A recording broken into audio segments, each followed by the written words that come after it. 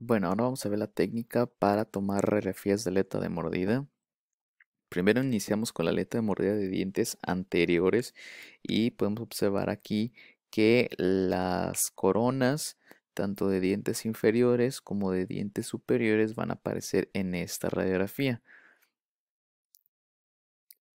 El alineador debemos de colocarlo, es utilizar el rojo, ya habíamos mencionado, y el bloque de mordida debe de quedar de tal manera que la película debe de quedar de forma vertical.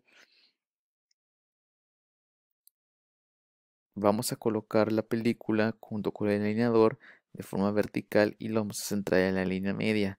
Vamos a introducir la película hasta el área de molares o premolares, molares más o menos, para aprovechar el espacio del paladar. Y el alineador siempre se va a sostener hasta que el paciente cierre o muerda el alineador para que evitar que se mueva o evitar que el paciente doble la película. Cómo se ven las radiografías de aleta de mordida de anteriores, se ve de esta manera. Les menciono, se ven las coronas de los dientes, tanto inferiores como superiores. Podemos observar en algunos casos también las coronas o parte de los caninos inferiores. De los superiores es muy difícil que se vean los caninos superiores. Y también podemos tomar de esta misma manera, podemos tomar radiografía de aleta de mordida de caninos, donde el centro de la película debe coincidir con ambos caninos, tanto superior como inferior, y puede ser, les digo, pues de caninos, aleta de mordida de canino derecho, perdón, ese es izquierdo y de canino de caninos derecho. ¿Cómo vamos a identificar qué diferencia hay entre, o cómo identificamos cuáles son superiores y cuáles son inferiores? Pues bueno, generalmente los caninos superiores son más prominentes, son más anchos mesiodistalmente que los inferiores y también son más grandes o más largos en sentido cérvico-incisal que los caninos inferiores. Y también en algunos casos los caninos superiores también son un poquito más, tienen su cúspide un poquito más marcada que los inferiores. En el caso de la aleta de mordida de premolares, nuestro campo de imagen, es decir, los dientes que deben de aparecer en esta radiografía son, pues obviamente los premolares, todos los premolares, tanto superiores como inferiores. El borde anterior de la película deberá quedar por lo menos a la mitad del canino inferior, por lo menos. Si queda más allá de la mitad del canino inferior, pues que mejor, pero por lo menos debe de quedar a la mitad, debe de aparecer la mitad distal del canino inferior. Los molares no nos interesan tanto que aparezca lo que tenga que aparecer, pero sí nos interesa que aparezcan tanto los dos premolares superiores como los dos inferiores. Y la película se coloca de forma horizontal, como vemos aquí. El alineador, por lo tanto, lo vamos a modificar. Vamos a utilizar ahora el aditamiento de tal manera que el bloque quede dispuesto con la película de manera horizontal. Dijimos que para anteriores la película va de forma vertical y para posteriores la película va de forma horizontal. Y son dos bloques diferentes, no es el mismo bloque. Mucho ojo con eso. Son dos bloques de mordida diferentes, pero es el mismo anillo y es la misma varilla. Lo único que cambia es el bloque de mordida. Como les mencionaba, la película va en forma horizontal en la superficie lingual de los premolares, como vemos aquí en la imagen superior. Aquí está la película, aquí está el bloque de mordida, la parte activa de la película siempre mirando hacia las superficies dentales, la superficie lingual de los dientes, y la vamos a centrar en el segundo premolar mandibular, de tal forma que el borde frontal de la película quede alineado con la línea media del canino mandibular. Con la mitad del canino inferior debe de quedar la película, el borde anterior de la película, y debemos de cumplir con la angulación horizontal donde el rayo central quede perpendicular a las superficies bucales o vestibulares de los premolares y por lo tanto perpendicular a la película. ¿Cómo logramos eso? Pues la película y las superficies y el cono, el borde del cono, deben de quedar paralelos. Lo vamos a posicionar dentro de la boca de nuestro paciente, le vamos a pedir que muerda lentamente y después de que muerda vamos a colocar el cono, vamos a centrarlo en nuestro anillo alineador y posteriormente vamos a realizar la exposición.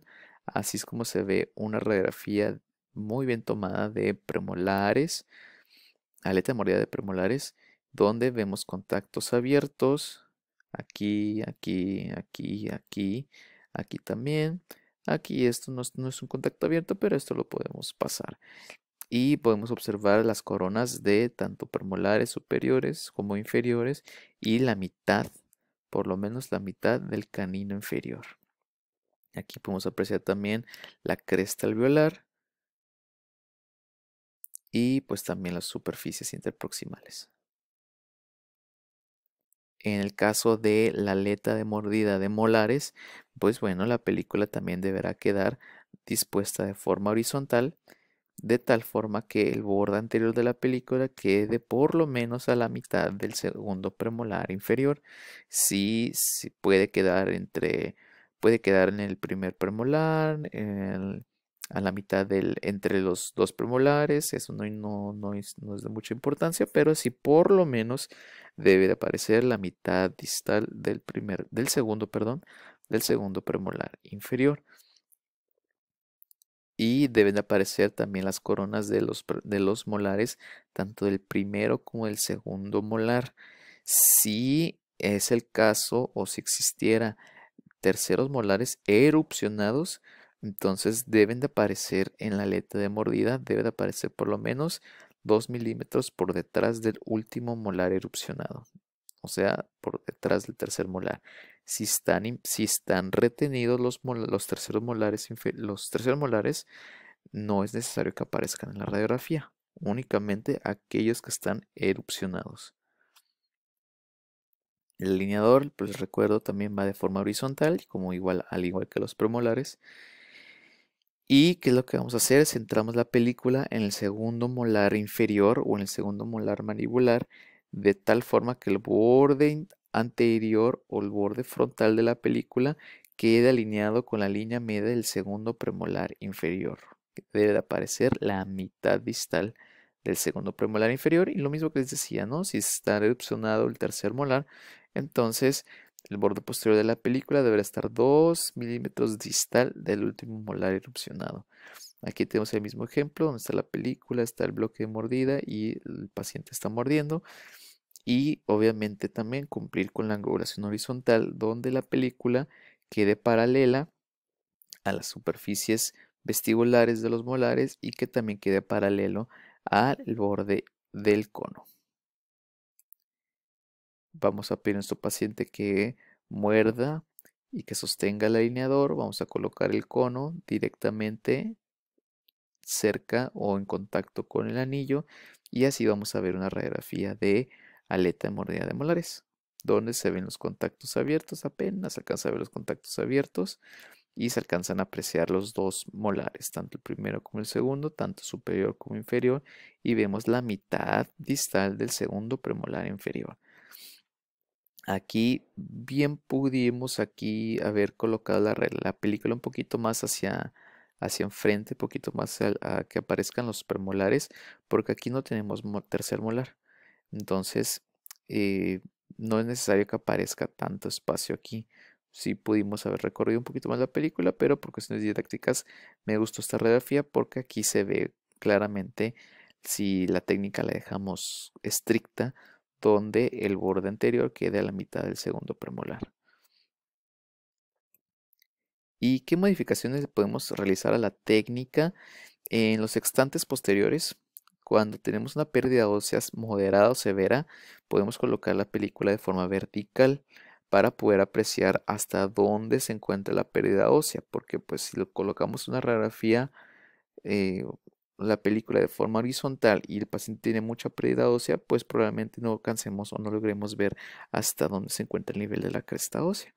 Entonces podemos realizar esa modificación utilizando las aletas de mordida de forma vertical para poder tener un poquito más de campo de visión de las raíces de los premolares o de los molares. Y si el paciente, por ejemplo, tiene algún espacio déntulo, le falta algún diente, podemos colocarle un rollo de algodón o una gasa que sirva para sostener el bloque de mordida de la aleta de mordida.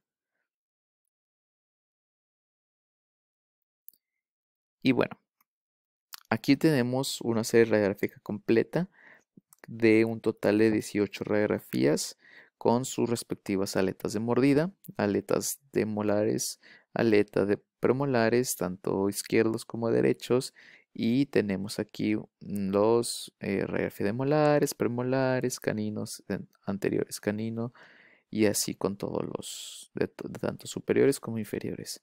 Así debería de quedarle su serie radiográfica completa y las radiografías de aleta de caninos y centrales en realidad son complemento, no se consideran tal cual como una de parte de una serie radiográfica completa, pero en algunos casos se anexa cuando sospechamos de lesiones cariosas o cuando en realidad sea estrictamente necesario.